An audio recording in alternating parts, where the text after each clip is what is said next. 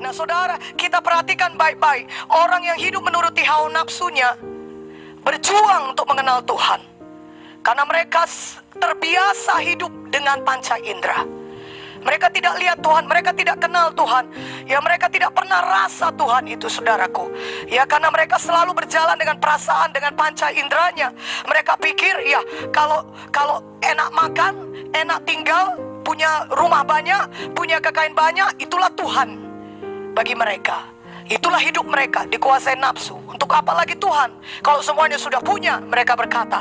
Mereka sama sekali tidak tahu bahwasanya kalau mereka membiarkan diri mereka dikuasai hawa nafsu mereka, mereka akan menuju ke neraka karena mereka tidak mengenal Tuhan.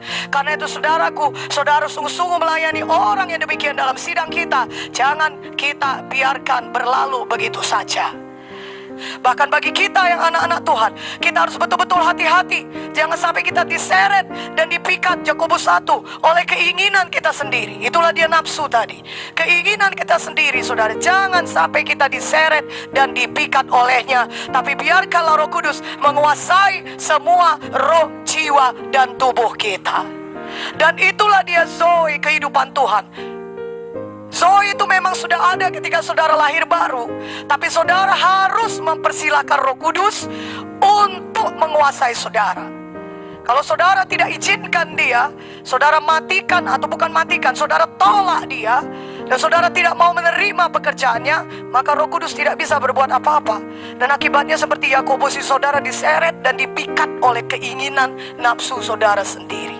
Karena itu tolak di dalam nama Yesus, pakai kuasa Roh Kudus, berjalan di dalam Roh, berdoa untuk itu, berdoa kepada Roh Kudus, dan minta kepada Roh Kudus, dan rindukan itu, dan kejar itu di dalam nama Yesus. Haleluya. Nah saudara, yang kedua, orang yang duniawi. Orang yang duniawi memiliki pandangan yang ditujukan kepada dunia. Banyak orang yang hidupnya yang dikuasai nafsu bermetamorfosis. Ya, bermetamorfosis jadi orang duniawi. Orang duniawi hanya menunjukkan pandangan ke dunia, dan mereka pikir ini versi manusia lebih baik. Lebih baiklah daripada orang yang dikuasai nafsu. Padahal saudara, sebenarnya sama saja. Mereka masih berjalan di dalam kegelapan.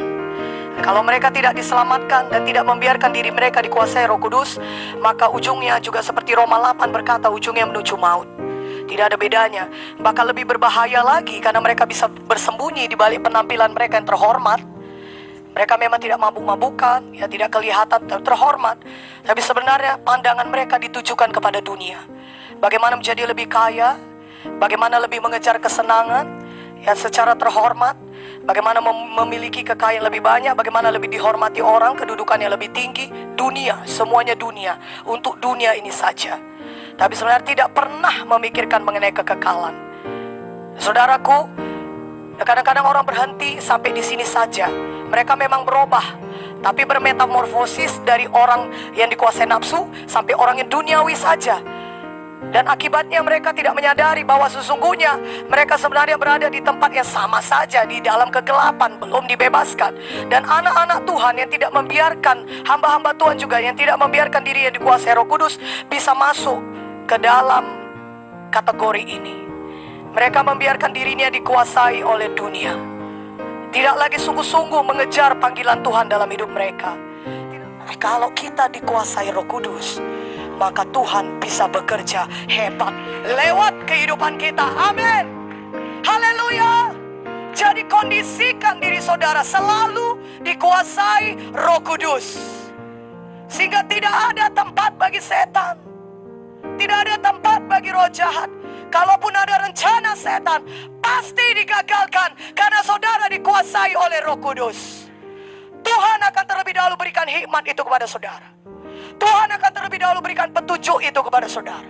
Tuhan akan terlebih dahulu memimpin hidup saudara. Karena tidak ada saat di mana saudara tidak dikuasai Roh Kudus. Kita harus tahu dari mana Tuhan menyelamatkan kita. Kita harus bisa mengangkat tangan kita berkata, Tuhan, Engkau besar, ajaib, dahsyat. Haleluya. Walaupun setan mau membinasakan saudara semuanya, sekali pukul habis, tapi ada Tuhan yang jauh lebih besar daripada dia. Tuhan Yesus namanya, yang kuasanya tidak terbatas.